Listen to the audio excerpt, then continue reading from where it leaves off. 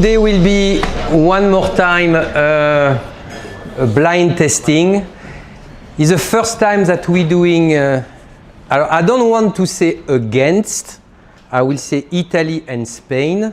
Italy has been on many of our wine testings, such as France, such as Spain, but never ever be Italy and Spain at the same time. So let's go back a little bit. Why are we doing this specific blind testing? It's for me to show you something that is absolutely unique, or in Italy or in Spain. And when I said unique, it could be from unique varietal. I'm talking about the grape. It could be unique because of the soil, right? It could be unique because of the weather, the location, on and on and on, and the winemaking. So it's not easy to do that on a blind testing because maybe some of these wine you never heard about it, you never tested, so you have absolutely no idea. So the first two wines that we are going to test tonight are, for me, unique.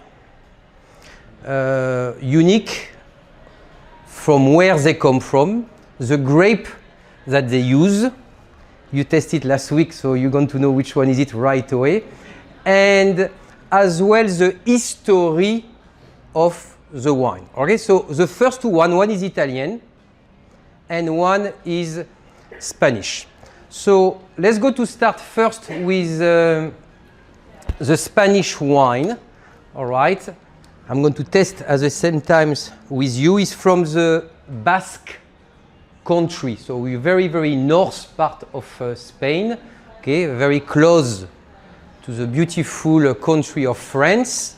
So it's between, they speak French, they speak Spanish. It's a Basque region, and trust me, I had the chance to walk with a guy from the Basque country. They are not French and they are definitely not Spanish, they are Basque, okay, and they are big time Basque, right? So this wine that we're having here is only the name, when you read it, Grenza Txakolina, only the name is so difficult to pronounce. That is a Basque name, all right? Is absolutely unique wine, is a Ondarabi. Ondarabi grape is a grape that is only from the region of the Basque area. Only. That is what we call indigenous grapes. One village, one grape. And that is what I wanted to show you. So we are very north, mostly very light color, very feminine style. On the fruit side is nothing on heavy, easy to drink, so easy and so fresh, because the word freshness on this wine will be the number one character. Is a little bit, as we call, perlant, a little bit sparkling. It's not a sparkling wine, but it has some little bubbles into it to give more freshness. That is the first one that you're going to test. Alors, because there is a high level of freshness, it means what? High level of freshness bring high level of acidity. So you're going to have of these two wines, one's going to be super acid with a little bit of bubbles, but extremely well balanced, because the alcohol content will be a little bit lower than the other one. That is why freshness means with balance. Okay? Alors, it could be the one on the left side, it could be the one on the right side. I have no idea. You're going to discover. I want you to smell and test after. That is a two wine, is a blind tasting, so I'm not going to tell you which one it is, but you know one of the two will be a lighter color compared to the other one because of the grapes. is a very close comparison of the Vinho Verde because Vinho Verde is a lower alcohol and everything on a freshness. Yes, it could be close to the Vinho Verde. Absolutely. Yes. Here is 100% organic wine and vegan. First wine of the year that we pour vegan, and I wanted to do that. What does it mean, vegan wine? All right? Okay, when you're making the wine, and the wine stay or in a stainless steel, like it is this one, no oak at all, all right? To remove the sediment, they put some white eggs on the top, and it's going slowing down. It takes maybe a week to slowing down, and when it's going down, it's removing all the sediment, and the sediment going to be at the bottom of the stainless steel, and they remove it. Okay, this one, they don't. They leave the sediment because when you do that, it's called clarification. You are removing 20% of the aroma. So imagine one thing. This one is already light. If you're removing 20% of the aroma, there is absolutely nothing. Okay? So they do not do it.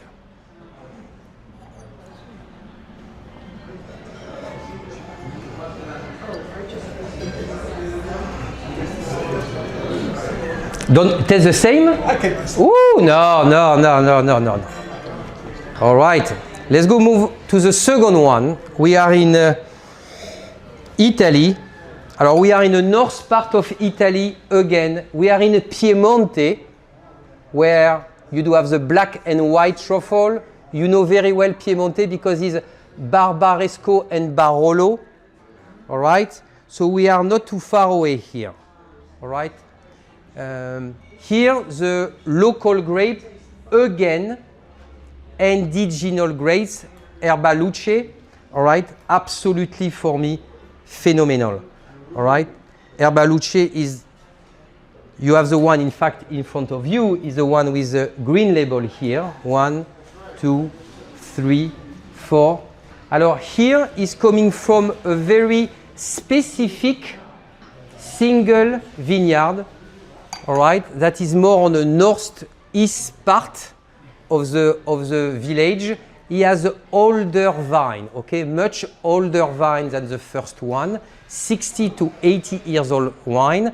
So he's going to have exactly more body into it. The color will be darker, all right? You're going to have more herbal nose, okay? More as well body into the wine. Very, very big difference between the two. Even so, both of them are in the north part of their country, but here is a different type of soil. The nose is absolutely unbelievable. Concentration of peach, exotic fruit. But when you're going to test the wine, you're going to have a longer test of the wine, especially for the second bottle. The first one, as I said, because of the high acidity and the freshness, it will be short, but still very easy to drink. The second one, more powerful. Where I do recommend, by the way, when you test between the first to the second wine, have a little bit of cheese. And especially the first cheese that is in front of you is the reason why it's there. It's called ricotta. Is neutral cheese, so a lot of fatness into it, exactly what you need. Nothing bad when I say fatness. Okay, we need fatness in a cheese. All right. Alors, because we are in a north part, because we are in a very north part of Italy for the second wine, they have a tendency to do a late harvest. Most of the time, they do the harvest in September. Here, to get more concentration. What does it mean, more concentration? It means more, exactly, more sugar into the grapes. Because they are north, they tendency to have a little bit less. So leaving the grape an extra 3 weeks, going to bring 1 to 2 grams of sugar extra.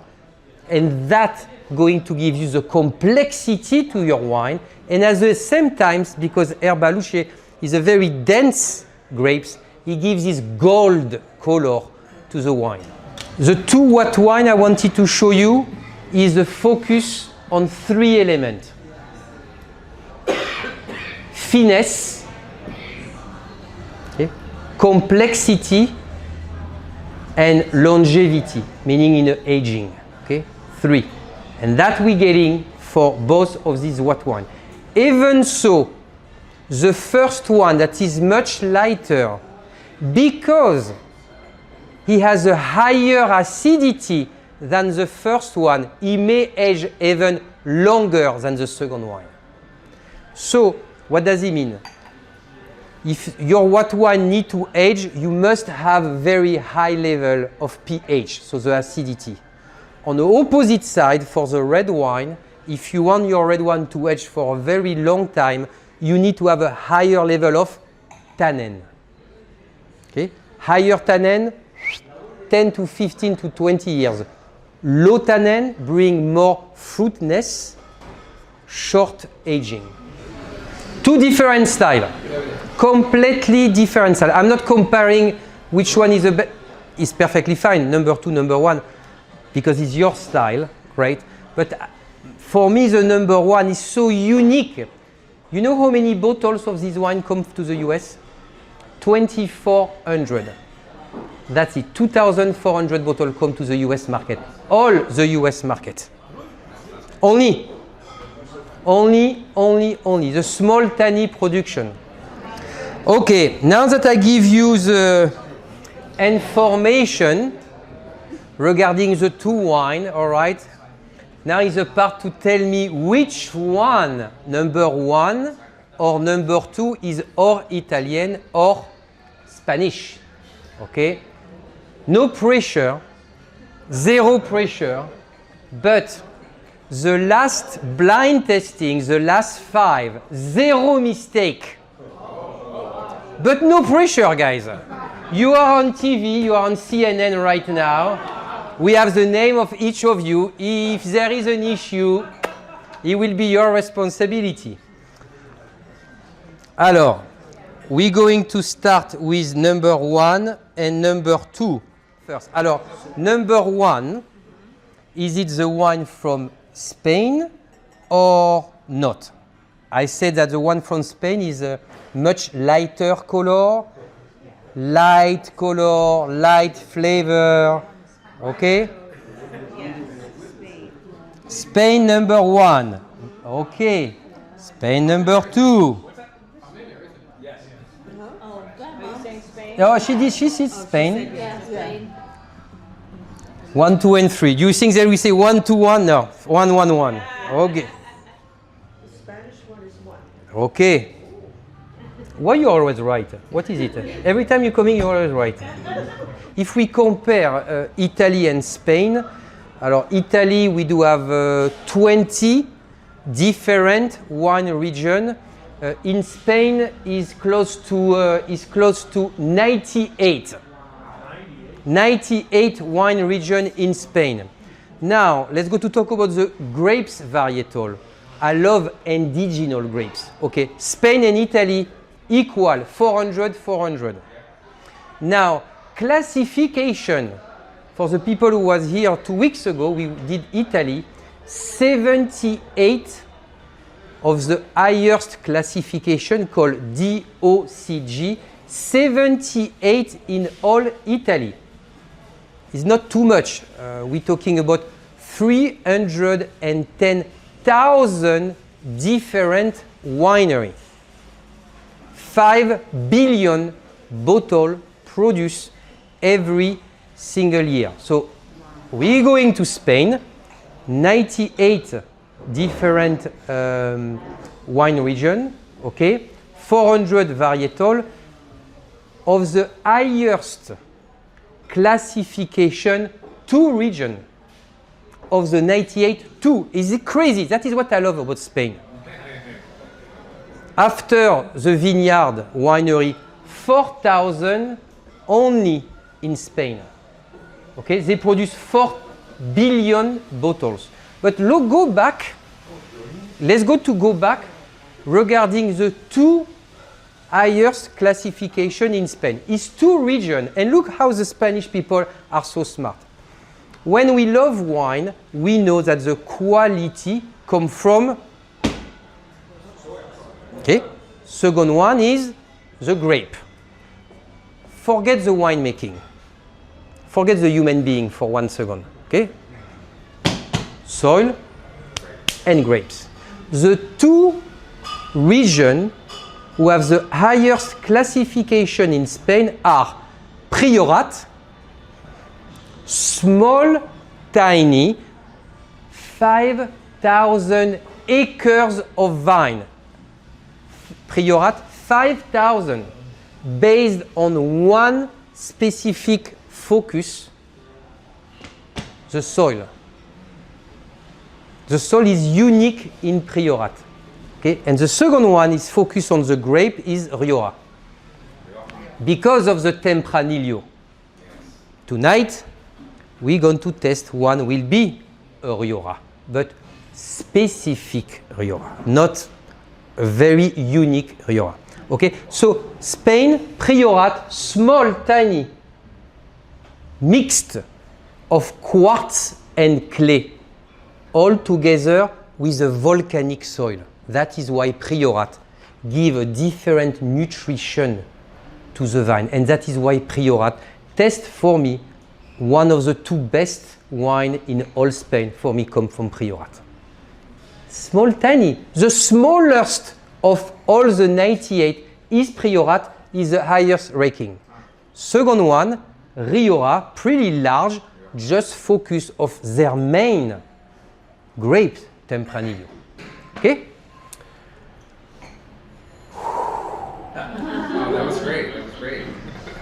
Now you're going to refocus and we're going to go slowly to the red wine. So before I'm going to explain the two red wine, I want you to look at the color. Perfect. You're going to look at the color. You're going to smell both of them. You're going to take your time. We are not in a rush tonight. Look at the color. Smell. One after one, go back, go back, go back with the color. Smell again. And when you do that 3 or 4 times, you can test it. And after, I'm going to give you the story of both of these wines. Or you have 5 minutes of homework. Or let's go to start the Rioja. Why I choose this wine tonight? For one specific reason. I'm completely in love with this wine. I love the history.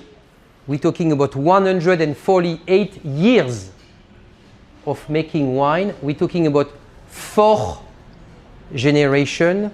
Every single grapes is observed and removed if it's not close to the perfection. Which one is that one?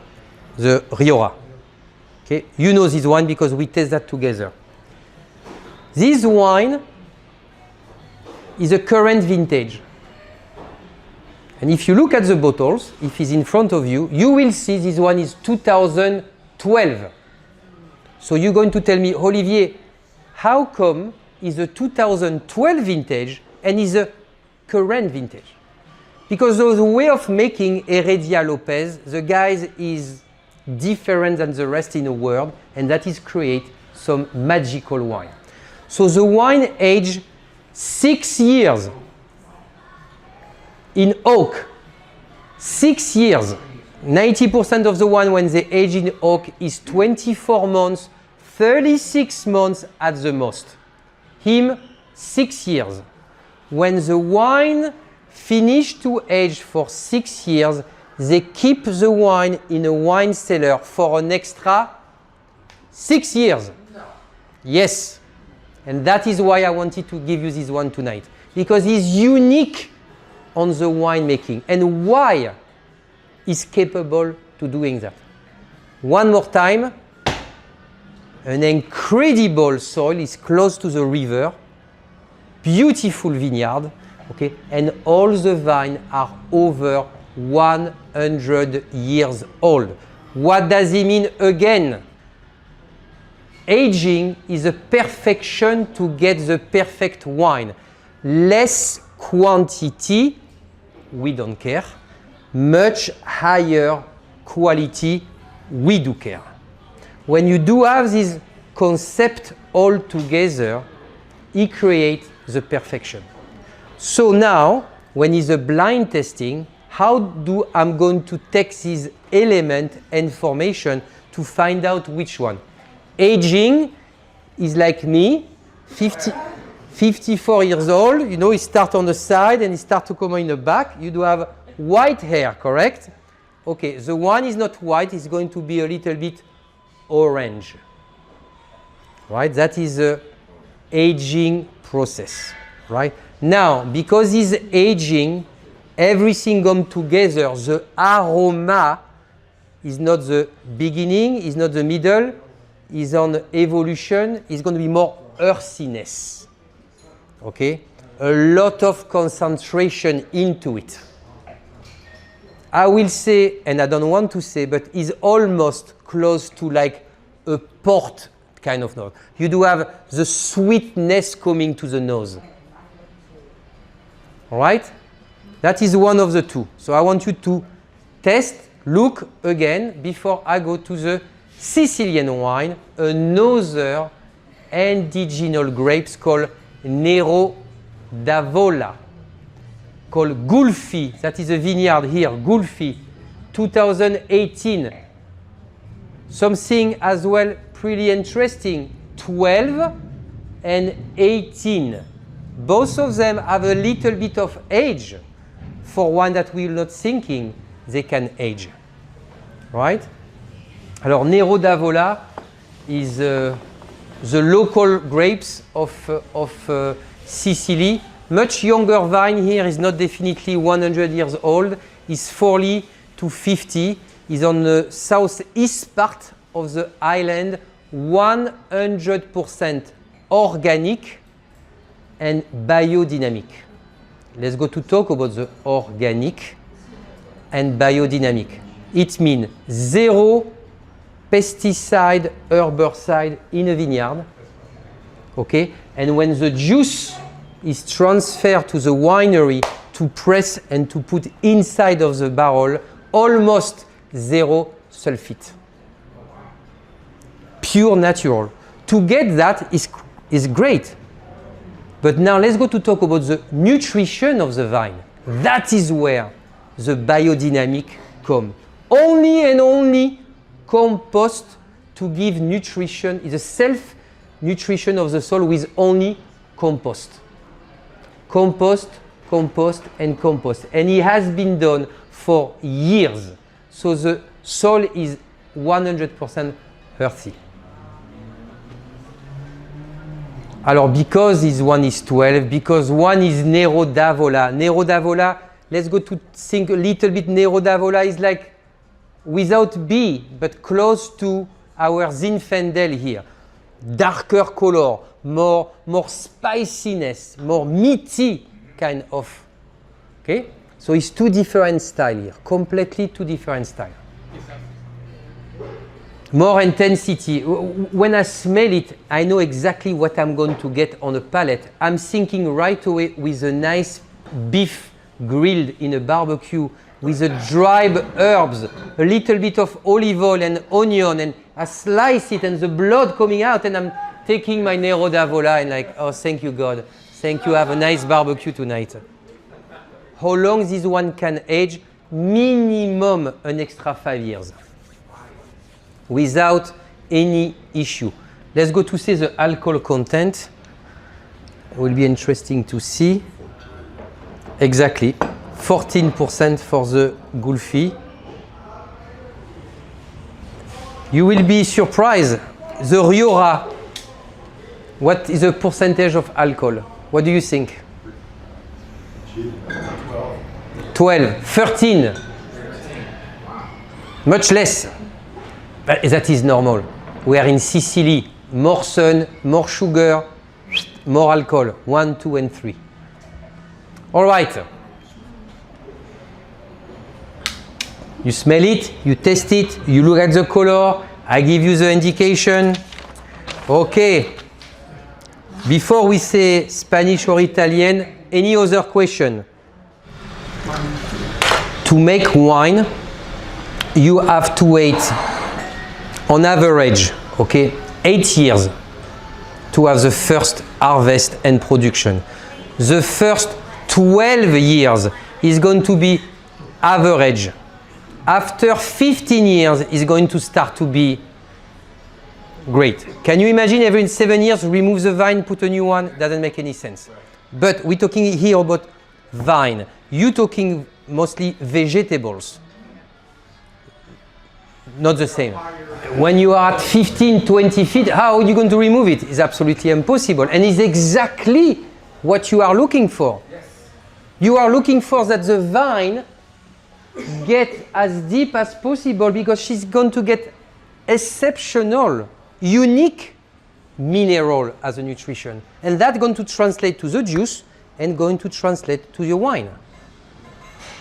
They go where there is a water and getting nutrition. They exactly know where they're going to get. And more the vine going to suffer, so that is why you always need to put the vine under stress, more she's going to get down. And that is exactly what you are looking for. What happened to the vineyards during World War II? Were they Alors, okay, so 39 to 45 in Europe, it was a war. No man was taking care of the vineyard or no woman. They didn't do anything. Even so, as to the date, in Spain, okay, yes, the number one most expensive bottle of wine in the world was 1945. Knowing from 39 to 45 was nobody was taking care of the. But why 45 is so prestigious is not because of the quality of the wine. Absolutely not. Because it's a victory. Which one was that one? Romane Conti. $565,000 one bottle. Sold 13 times. Originally $35,000. Ding, ding, ding, ding, ding. Up, up. 2.5 glasses. Do they have that here? Give me 1 second. Yes. We're going to test it tonight. We are always focused, is quality, correct? So on a Rioja, you have 3 different Rioja. We are always going to be on the west part, Rioja Alta. That is a number one. Why again? Location, altitude, typicity of soil. The 2 other Rioja are great, but nothing compared to Rioja Alta. Rioja Alta, west. And you can see on a label, they say Rioja Alta. Should we start with this beautiful lady here? All right. Okay, we said, correct. Oh yeah, we start with you before. Well, you know what? We don't do again. Alors, we said that one of them age, the vintage is 2012, 6 years in oak. 6 years before release, stay in a winery. So different color, different smell, different taste. The other one, deeper color, more blood type of color. Okay, different smell, more spiciness, because it's coming from a volcanic soil. Rioja coming from close to the river, the Ebro. Ebro River is there. Unbelievable vineyard. You have to visit it. Unbelievable. Okay? No pressure. Yeah. Number one, is it Spanish or not? Yes. It is. Number 3. Surprise 3. Surprising again. Same thing, number 3. Young lady. I like them both, and I'm a fan of both Rioja and Nero Diavolo, but I think that 3 is the Rioja. What do you think? 3 is the Rioja. I believe you're thinking the same, correct? All right. Should we leave? You broke the 3. No more Number unanimous. 3 is Spanish. But not easy. If I don't give the information, it's difficult because even so they are completely different style. It could be somewhere. The only one difference here is a vintage. When you do have a 2012, the color should be a super indication for you. Okay. As well, Tempranillo in general is not aggressive type of grapes. Is more mellow, very velvet tannin, and especially this one, you do have a beautiful balance. Gulfi. Well, you know, it was funny. You worked up the Rioja so well, and I like the taste of what turns out to be the Italian better than the Rioja. So I just assumed that. Yeah, but the reason why we're doing this blind testing is when you do a blind testing, it has to be you.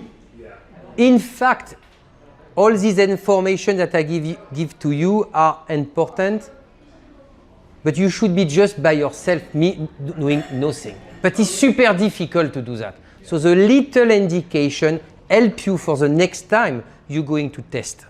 You make a difference between the age, color, smell, and taste. The name of the grapes who produce wine is one specific type of grapes. It's called Vinis vinifera. That is the one, in fact, that in Europe we do have. In the US, is not Vinis vinifera. It's a different DNA. It's a different name. It's the reason why in 1875, when the phylloxera destroyed all Europe, the people from Bordeaux said, hey, our friend in America, they produce wine and they do not have any issue with the phylloxera. So they came to the US, grab some vine, check it out inside, and they say that is not the same DNA. In 1875, they were already doing that. So what they did, they graft the bottom part underground. Everywhere in Europe is American vine, and everything above ground could be Italy, Spanish, or French. So to go back to you, is a very specific. You do have maybe 15 different vines, not all of them going to produce grapes, to make wine. It could be just grape to eat, but not produce wine. Don't forget what you eat in a supermarket. This type of grapes, you cannot make wine. Just for the eating process, okay? Because when you grab grapes from a vineyard and you eat it, it's really not too good because it's a high level of acidity. Is exactly what we want. So when you eat a grape from the supermarket, is a sweetness. That is what we like. Okay, the color of a wine comes from one specific area, is the skin, right? So the skin, when it's a Chardonnay, and when you drink a champagne, is a perfect example. Most of the champagne is a blanc de blanc, white skin, white juice. That is going to be a white wine, no question asked. Now you can have a dark skin, white juice, Pinot Noir, Pinot Meunier. That's going to still make, if you do a long fermentation, skin contact fermentation from white, rosé, and red. Short fermentation, Chardonnay, Viognier, Herbaluche is going to be white. It's not going to change because that is a white skin.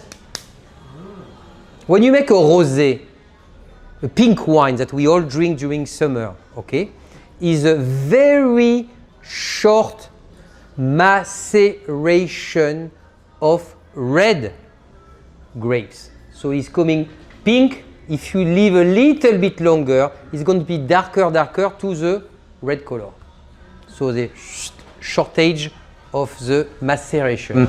So we had previously already a tariff, okay, 8 months ago, where it was 10%. So you didn't see it here. We didn't change at all. But now it was 10 plus 15. So before the wine come to the store, there is 3 layers. Everybody get about 3 to 4% for you to not seeing it. But I have to be honest with you, we increase most of the time $1 extra. So $1 extra when it's 20 bucks, it's 21. Okay, you don't see it too much, but that's it. We know he's not going to say, hey, we're going to stop the 15%, we're going to go back. No, it is what it is, and is not going to change. But what we are hoping is, because there is a huge mass production of wine everywhere in the world. The #1 region in the world is Bordeaux, best one in the world. The French government asked all the 6,000 chateaux to reduce the quantity because there is too much wine and they cannot sell it. So it's a massive production, and you do have wine from everywhere. Why? Global warming. Now everywhere in the world, we do have international wine area. You do have wine that 20 years ago it was not making wine, but now they can, because perfect example, England. I believe people and the young generation don't drink wine. They're more on a tequila, this cane, vodka mixed with I don't know what it is inside. It's full of sugar anyway. It's undrinkable. But it's a cycle. It's a cycle. They will grow. They will bring a lovely lady outside, champagne, wine, and things are going to come back to normal. Not worry about it. I'm not worried at all about it. Food matches, the perfect example. First of all, the one from the Basque country. That is a type of wine that you don't need food. You just need to have a good company close to you to open the wine. That is friendly wine. It's easy. It's a low alcohol. It's just like a warm up of a good evening. You don't have to have food. Just opening up, lower alcohol, so perfect. Now, definitely the Italian white wine, a nice grilled salmon, salad, tuna, something related for me with fish or cheese. A nice cheese, maybe a warm up goat cheese with a little bit of bacon to put some saltiness into it. After, of course, Rioja, duck, beef, everything with meat. And the Gulfi, it could be a nice pasta with a red wine sauce with sausages inside. You need to have something with a sauce with character, because it's a heavy wine. There's a great Basque restaurant in Tarrytown. Oh yes, It's fantastic. Italian restaurant. Basque. Oh, Basque restaurant. It's called Basque, but it's Basque. Okay. They opened in Wow, Piedmont. so we need to go over there. You need to invite me over there. Make a paella. Oh, I love paella. Oh, I love forget. Paella, perfect. Rioja, paella. Here we are. Any question? Alors, you all get a coupon, gift certificate. Please use it for the wine that we show tonight. The reason why I'm able so far to opening up some unique bottle of wine with not too much restriction from the high level over there is to support the people who give us some of this wine for you to test. So we're trying to help them as well. It's not an easy time for everybody, for you, for me, for them. So we're trying to bring up some higher quality, someone that you don't know. So that is what we're trying. Tonight the ones are not totally crazy expensive. I don't know the price, to be honest with you, but that is like $50. 55, okay. All right. Pretty nice one. Next Friday, no wine tasting. The following Friday is Halloween. We will do Sicily and Sardinia. Please sign up quickly, because we're going to have many people who wants to come, because they don't want to be over there with all these crazy kids. They want to be here drinking good wine, and trust me, we're trying to get some unique wine from Sicily and Sardinia. That is why we give as well a break, because it takes time to get this wine, but trust me, it's going to be a 5-star. Okay? Thank you guys. Thank you very much.